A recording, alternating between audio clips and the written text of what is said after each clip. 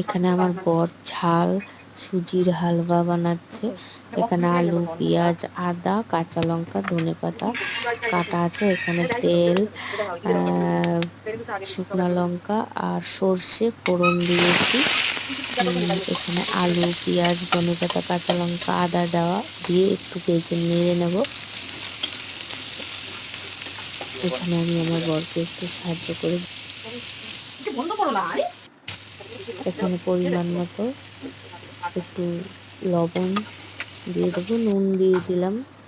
এখানে ঢেকে রেখেছিলাম, একটু লাল বেশি হয়ে গেছে। এবার সুজি দিয়ে দিলাম, সুজি দিয়ে একটু ভালো করে নাড়াচাড়া করে হাত দিয়ে ছিটিয়ে ছিটিয়ে জল দিয়ে একটু ঢেকে রাখবো। তারপর সুজির হালুয়া তৈরি।